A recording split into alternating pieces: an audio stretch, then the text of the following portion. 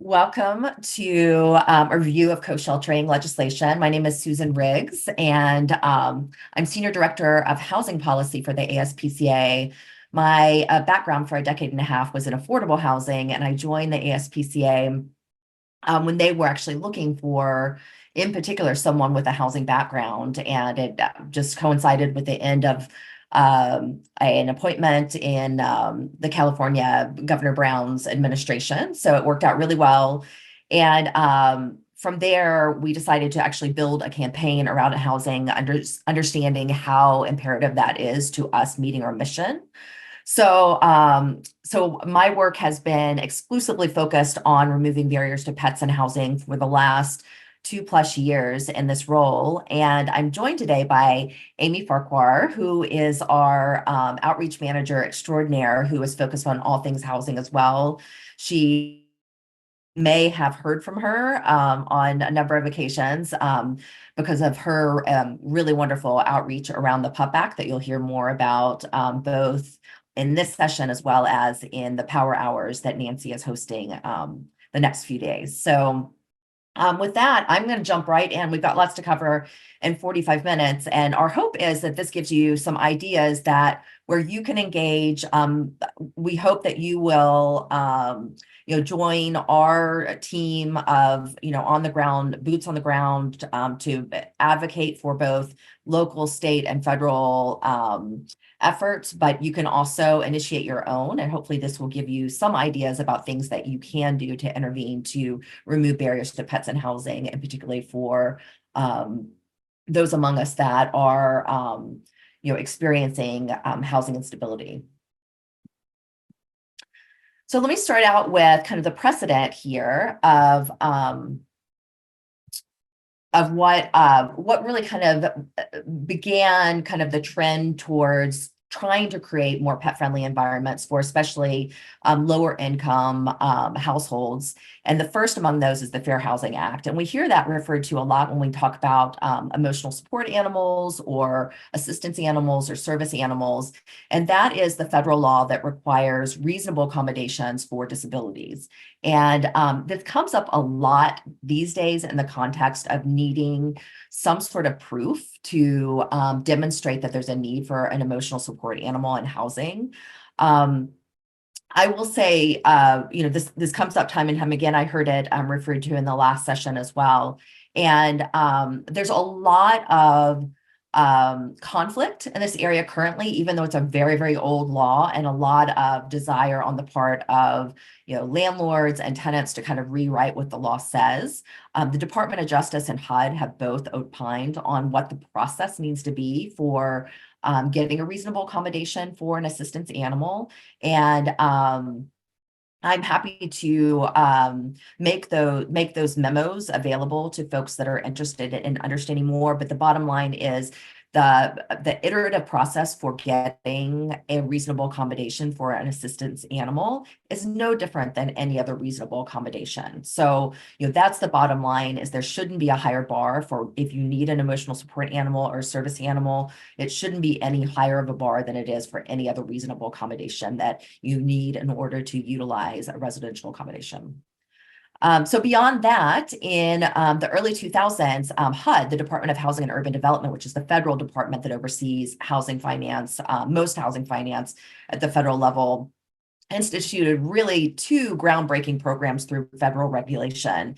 And those are a requirement for all public housing, so housing owned by and operated by public housing authorities, to be pet friendly, as well as all HUD financed and insured housing that's available for seniors and individuals with disabilities. And I think the one thing that I really want to emphasize there is, folks that have been tracking this issue very closely are seeing this backsliding on the part of public housing authorities to really put restrictions on what type of animals are allowed in those publicly financed buildings, and in particular breed restrictions. We've seen recently HUD publish a template for pet policies that presume certain types of dogs are inherently dangerous, and that is not a good thing. So so we're working really hard to make sure that that backsliding doesn't occur, and we're doing it both at the federal level and the state level through legislative and administrative fronts. So that's the only thing I want to say about that. So those are really our old school laws that really kind of set the precedent for what we're doing right now.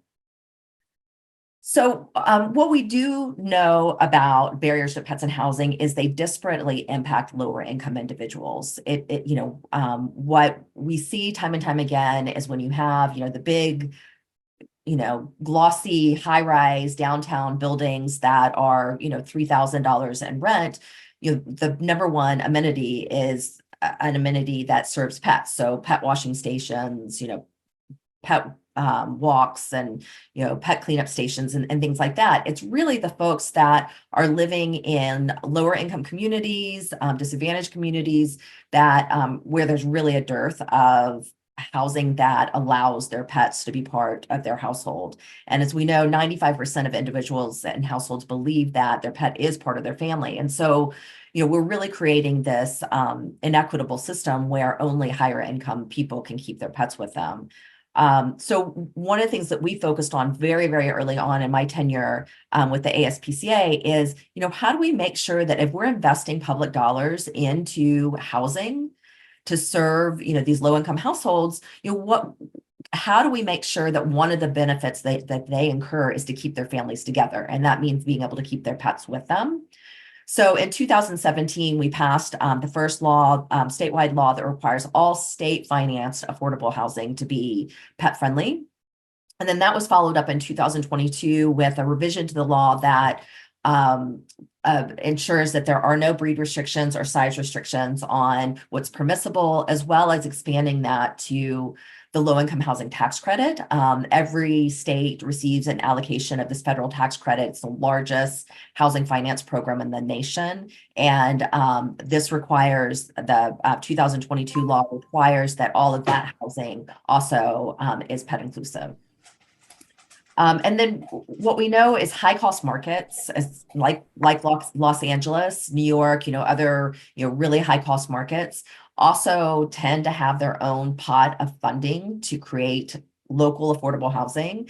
And in the city and county of Los Angeles, they knew that it was such a huge concern in that community that they also passed local ordinances to require that their locally financed housing be pet friendly as well. So, so that really expanded for the greater Los Angeles area, the number of housing units that were going to be pet inclusive.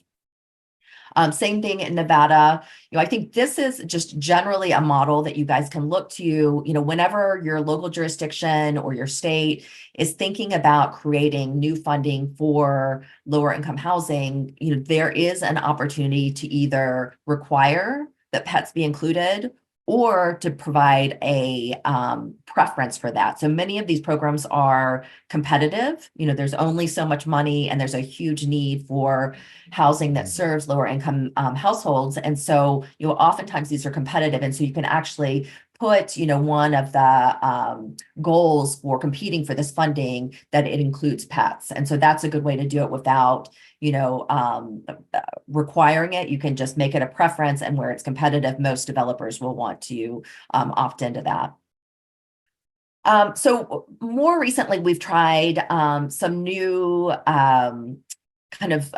new themes in creating or removing barriers to pets and housing. And in Colorado, we really got a great opportunity because we had a wonderful sponsor there that really wanted to do everything. We took some ideas to him, Representative Valdez, and he just wanted to do all of them. He was a pet lover. He really wanted to make sure that we were doing something really important in Colorado, and that Colorado was setting a huge precedent, and they did. And first and foremost among those is pet deposits, addressing the high cost of pet deposits and pet rent. What we're seeing time and time again is even if a developer or a landlord allows pets, there's often, some sort of restriction on the size or the breed. But in addition to that, there are often really high pet fees, pet deposits, pet rent. And those, in and of themselves can be so expensive in addition to the base rent and the base security deposit, that it may force someone to make a choice about keeping their pet or not, because it's about keeping a roof over their head. And so in Colorado, we had this great opportunity when we ended up capping both the pet deposit and pet rent that a landlord can charge.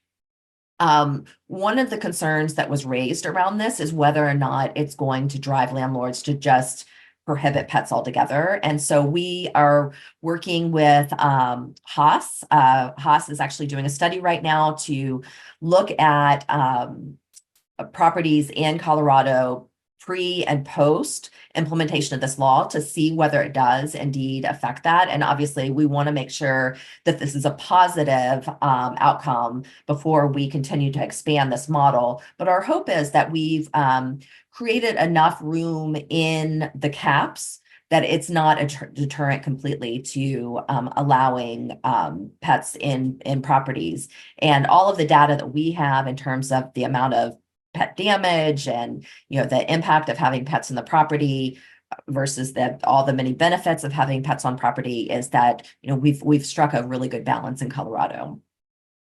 A second thing we did there was to create some eviction protections to ensure that pets and people get reunited.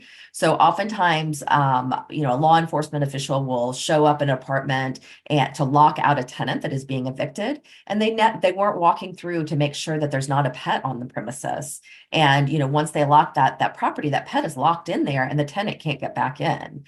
And to the extent that, a dog presents itself, oftentimes they weren't, they were just being let loose or being tied up outside, and the tenant didn't know how to find its pet again. So this provides specific procedures to ensure that, in the, awful situation of being evicted from a property, that you don't also lose your pets.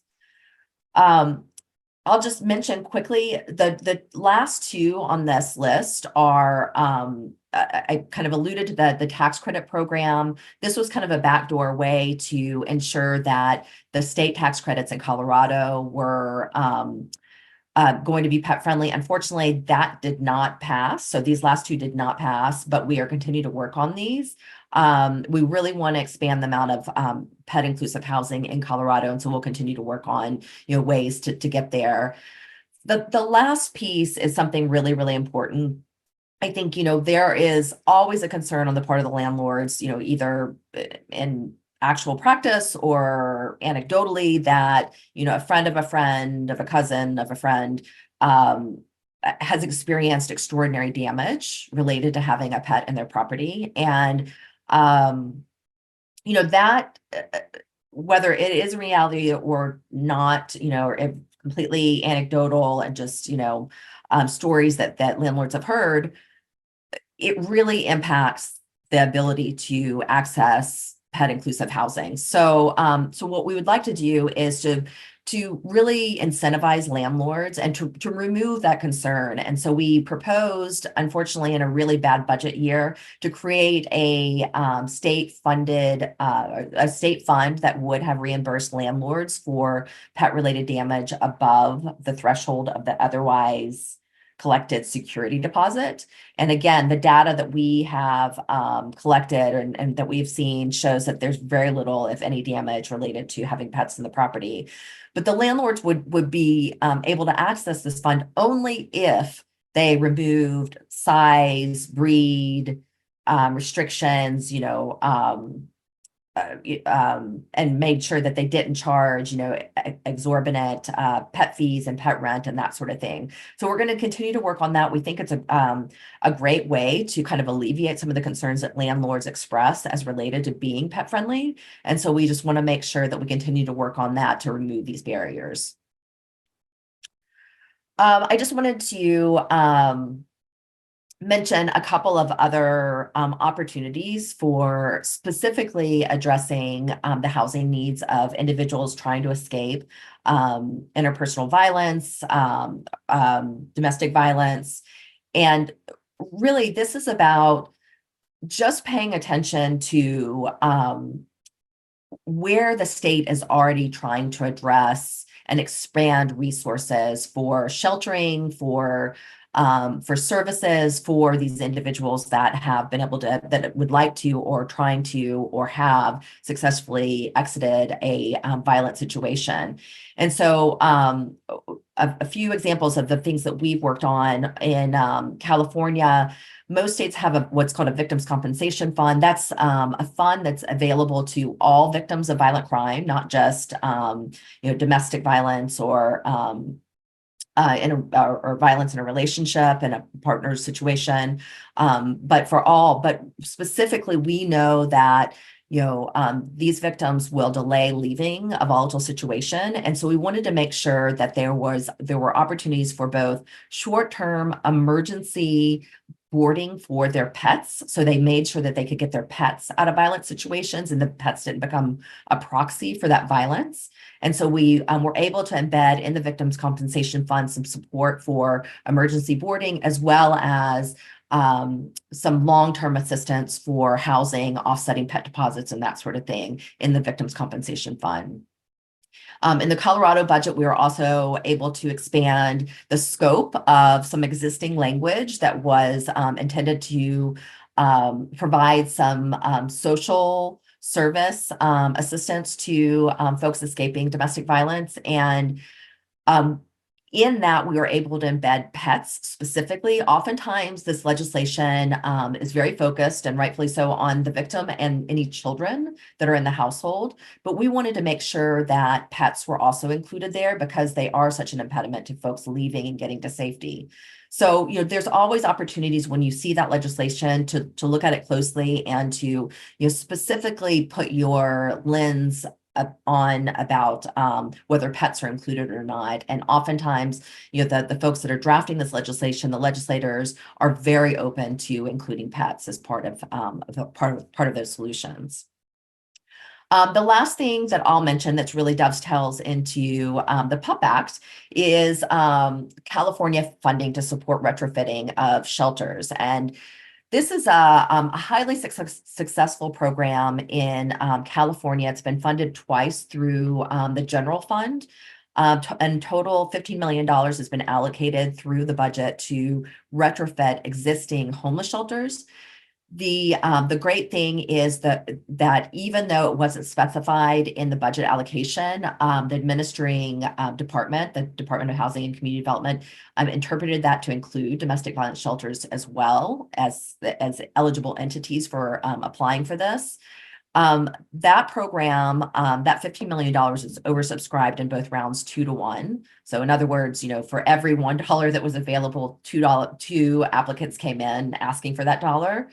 In addition to allowing the shelters to retrofit to accommodate pets, they also allowed the funding to be used for behavioral support for the pets, understanding that what we wanted to do is make sure that we're transitioning both the people and the pets to long-term self-sufficiency. And, many of these pets had not necessarily lived in an enclosed environment. They may have been in the street, chronically homeless for their entire lives as part of, in their families. And so we want to make sure that they have the opportunity to succeed when they're in permanent housing. Also, food, equipment, training, all of those things. And so so that became a wonderful model, and continues to be a wonderful model for other states, but also for a very important piece of legislation on the federal level that I hope all of you have heard about.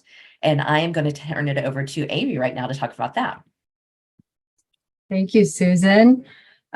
Susan covered barriers to housing for people with pets and some of the ways we're working to address it on the local and state legislative levels.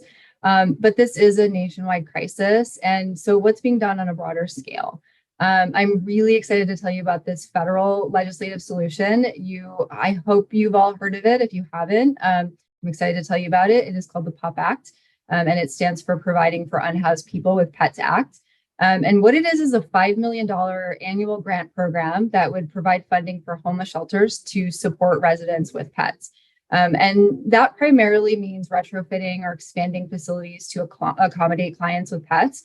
But it also includes funding for basic veterinary care, for behavior support, similar to the California legislation Susan just touched on. It really focuses on setting homeless shelters up for success when they become more accessible for people with pets. So to get the PUPP Act passed, we're following a similar strategy we employed in 2018 that was successful in getting the Pets and Women's Safety Act, or PAWS Act, passed as part of the Farm Bill, which I'll go into in a moment. And for those who aren't familiar with the PAWS Act, this is a really important piece of legislation that provides shelter assistance and additional protections for domestic violence survivors with pets. So in the current political climate, it's really difficult for an animal welfare bill to pass on its own. So our team has gotten really savvy about folding in or inserting animal welfare legislation into larger bills. And that seems to be the most efficient way for us to pass animal welfare legislation right now. And most of these larger bills are spending related because Congress does have to fund the government. So these bills have to pass eventually anyway. And our chances of success are highest when we go this route. So Congress is currently working on a large spending bill that's being drafted right now called the Farm Bill. And that will fund agriculture and housing related programs for the next 5 years. And we should know exactly what's going to be included in that bill in the next month or two. So right now we're pushing really hard for the PUPP Act to be included in the upcoming Farm Bill. And in a minute, I'll talk to you about how you can get involved in this effort. But right now I'll hand it back over to Susan for the next slide. Right. So now we're going to transition into kind of more tangible things that to think about as you're looking at ways to advocate in your community or within your state or even with the PUPP Act. So I kind of have alluded to this, but there's a number of different paths for your voice, and it could be administrative. The low-income housing tax credit that I referred to earlier, that's all administrative. You don't have to meet with the legislator. You don't have to, go through the legislative process. You literally just, speak to the administrating body. There's usually a housing finance agency in each state that is administering those. And there's a public process that you can engage in. You can write letters, you can speak to the importance of the issue. Budgetary, the California PASS program that we spoke about earlier, that was strictly in the budget. And, that is a legislative process, but it's very different than getting a bill through. And it really is just about finding a champion in the legislature that is willing to include it in the budget and believes it's really important. And that's how it happened in California. Was we had a really strong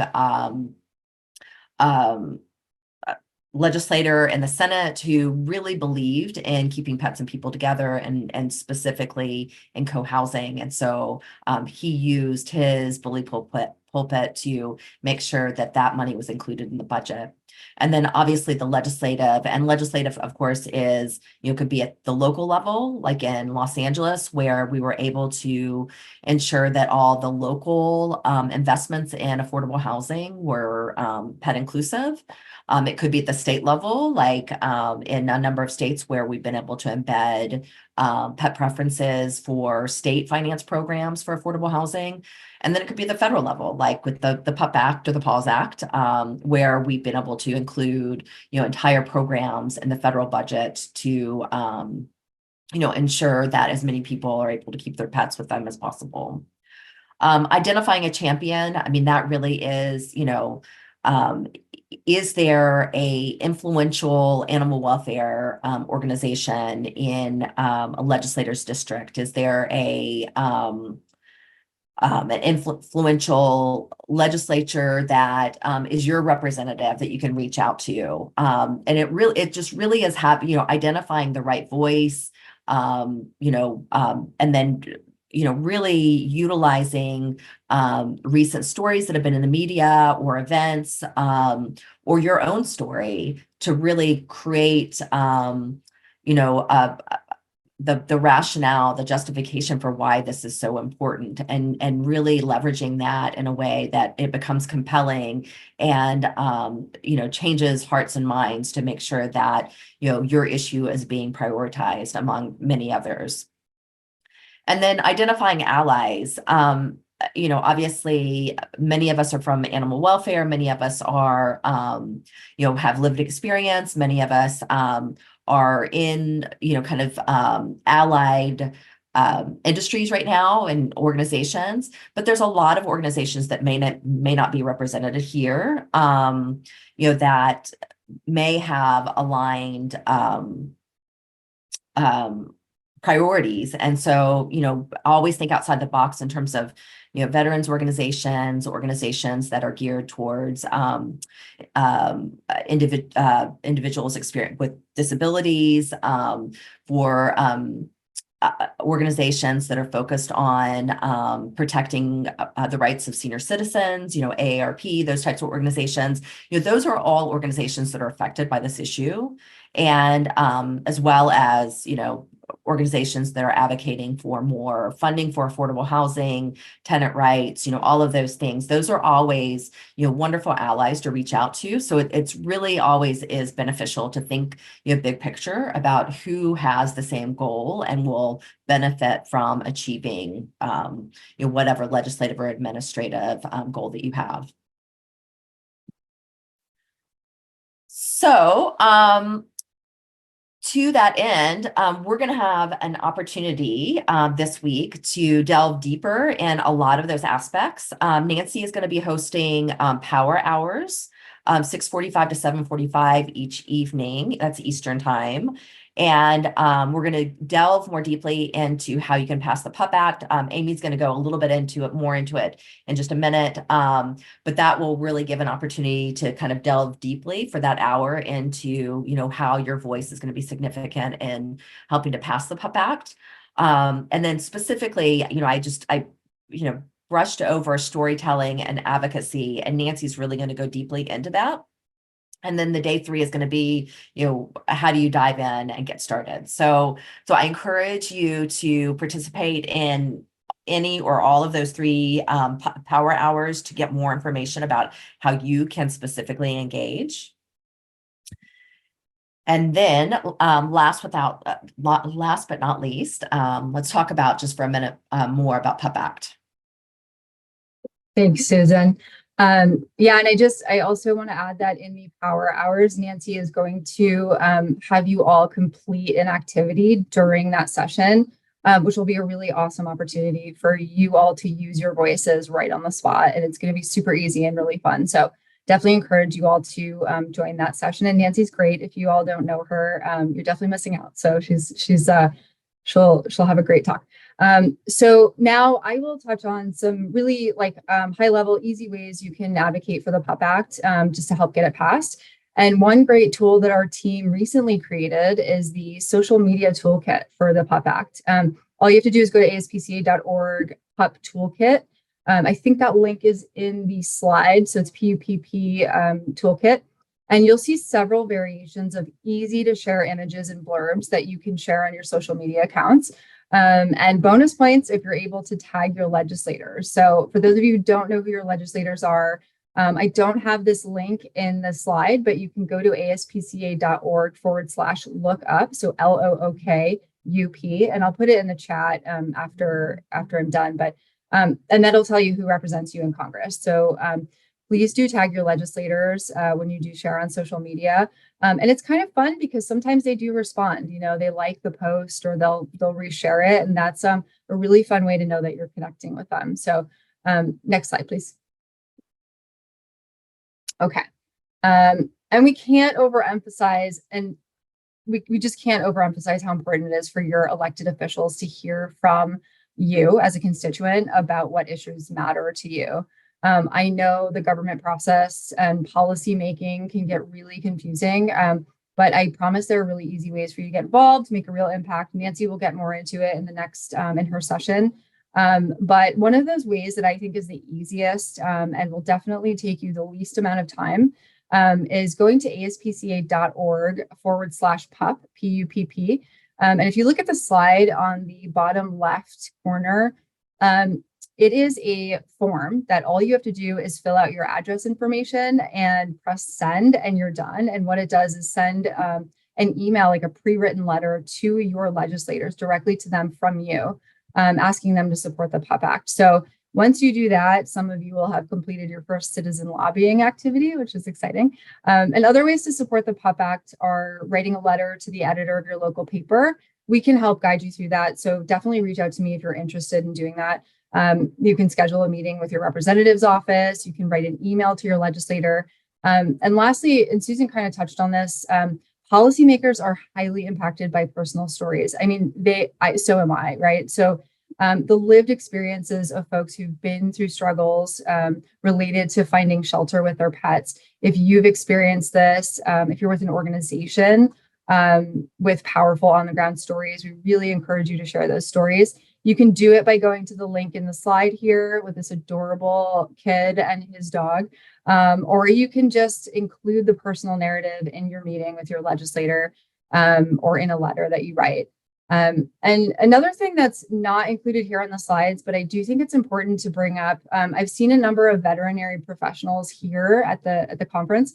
And I do want to mention that we recently launched a veterinary policy engagement team, and recognizing that veterinarian expert voices who can speak to the mutual health benefits of keeping pets and people together is really important for us. And so if you're interested in joining and using your voice as a veterinary professional, we've got all kinds of ways that you can get involved. That doesn't require a ton of time. We know you're like the busiest people on earth, and we respect that, but your voice does have an impact. So to do that, you can go to aspca.org/vet advocates. And I can drop that in the chat as well. And I'm going to hand it now back over to Susan, but for folks interested in doing any of the activities that I mentioned, feel free to reach out to me afterwards, and my team can definitely help. So yeah, thanks for joining us today. And I have to say, those are the cutest 4 eyes between that dog and that kid. This is Oh, cutest so cute. So I think that's actually it for us. I think we're going to open it up for questions, which means I'm on Zoom. So I'm going to stop sharing my screen. I'm going to give you guys a second in case you want to jot down either of our emails to reach out to us. But in the meantime, Amie, do you want to see if there's any questions? And I think we've got a good 10 minutes for questions if anybody has them. Yeah, so we do have some questions. I'm sorry, guys, I'm looking on my phone because I can't see the chat in Zoom. So let's see. Who would we need to talk to in our state legislature to try to facilitate these things elsewhere? So I guess, Susan, you kind of touched on that a little bit about how to generate support, how to reach out to legislators and get some legislation moving. I think that's more or less the question in folks' local areas. Okay, I'm sorry. I was working on not sharing my screen anymore. Okay. I'm gonna try and get over to Huva to get on the questions, but can you ask me again? I'm sorry. Yeah, absolutely. So who would we need to talk to in our state legislature to try to facilitate these things elsewhere? Yeah, I mean, I think first and foremost, reach out to your own legislators. I mean, I think that, that is really, really important is, if you're a constituent, they're going to take your phone call before anyone else. And, that goes the same for if you're a part of an organization and your organization is located within a particular legislative district, then, that equally you are a constituent of that legislator. So, generally you're going to have, 2 houses in your legislature. You're going to have probably a Senate and a House of Representatives or an assembly, and you'll have representatives in both houses, and you'll want to reach out to both of them. One of the things that you'll want to know about them, and you can, just Google them or, go to your state legislative page and find out what committees they're on, so, oftentimes the legislators that can move the needle farthest on these issues are on housing committees. That's not necessarily always the case, but that's always super, super helpful. So I would definitely look at that. I would look at their bios so that you identify, and also what legislation they've spent time on in the past, that they've sponsored or authored in the past, and see if there's animal welfare legislation there. See if there's legislation focused on domestic violence or on providing sheltering, emergency or temporary sheltering for individuals experiencing homelessness. look at their bio, see where they come from, see, what their background is, and, see if there's a hook there and remind them of that. I can't tell you, the Colorado legislation, budget action that we had the very first year that we were working in Colorado that expanded the services for families being impacted by domestic violence. I spoke to the legislator that was the champion for that budget amendment about the impact of having pets in the household. And within a week, she had amended that legislation to include, include pets in there. So, so I think in addition to, sorry, this is a very long-winded response, but in addition to reaching out to your own legislators, I think if you're able to identify legislation or a budget act like that has a specific champion, I would also reach out to them and talk specifically about how they could amend that legislation to be more inclusive, to remove these barriers, to make sure that pets and people can stay together, and so many times when you begin this conversation with the legislator, it's just not something that they've contemplated. And as soon as you tell them the impact of expanding the scope of, whatever it is that they're proposing, they're on board. I mean, that's 99% of the time they get it and they want to do it. So I think those are probably the two best routes is, first speaking to your own legislators where you're a constituent, and then secondarily, if you've identified a program or a piece of legislation that is focused on something that you think has greater potential, speak to that legislator. Thank you, Susan. We've got a few really great questions. This is one that I'm just going to quickly answer. Does the ASPCA provide any support for small organizations on how to engage with local government? Yes, we do. And that's specifically my team, the legislative engagement team. And so I would just encourage you to email me, or you can email grassroots@aspca.org, which is an easier one to remember than my last name. So either way, let us know that that's what you're interested in, and we'll guide you to resources. We will help guide you through that process. So it's a great question. Thank you for asking that. And then this one, Susan, what are the laws around the ADA and shelters for service dogs?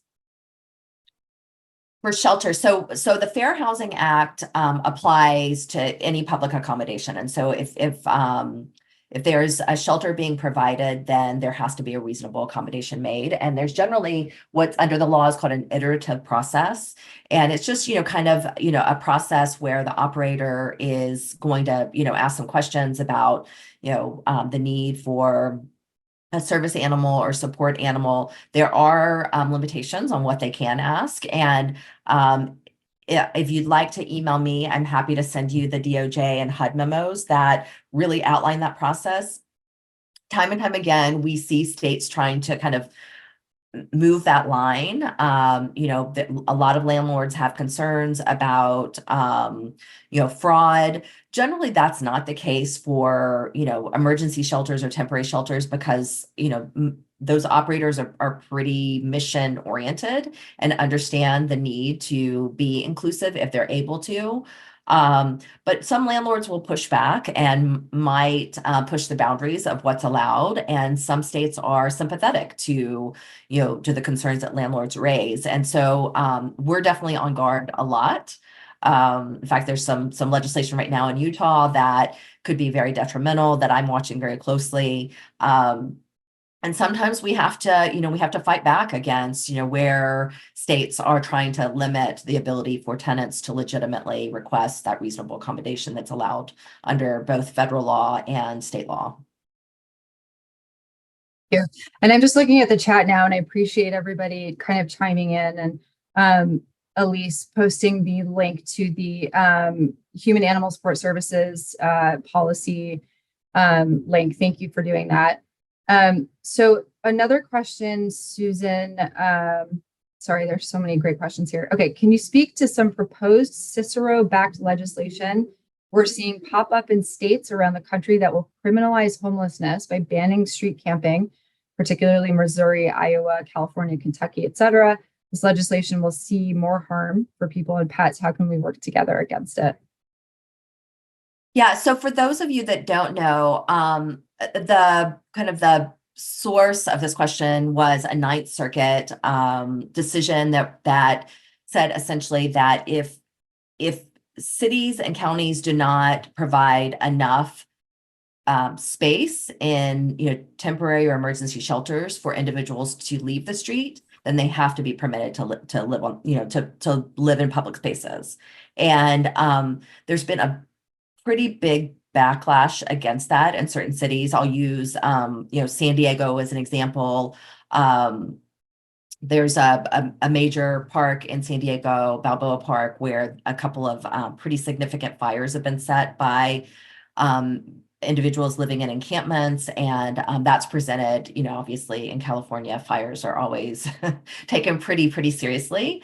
So, because of that and, some unfortunate criminal activity that's happened in that park, the mayor there has really taken a pretty strong stance against the encampments and that sort of thing. And that's not I use San Diego as an example, but that really is kind of a national trend where we've seen kind of a growing presence of individuals experiencing homelessness and people in the public space. And so it's become more visible. And so I think residents of all sorts have expressed concerns.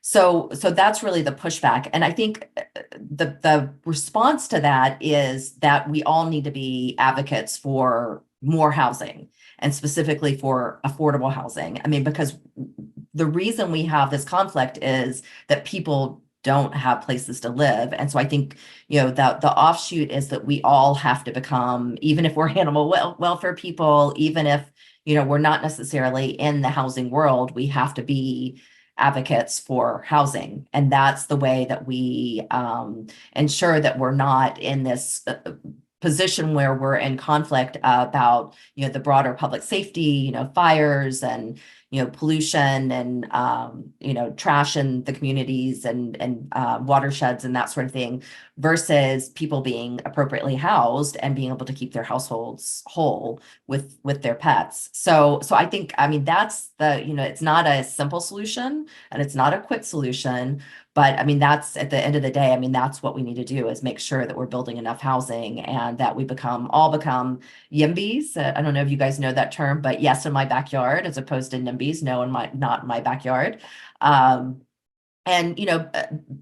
really try and encourage cities to build housing that is affordable to everyone along the housing ladder, and not just for higher income people.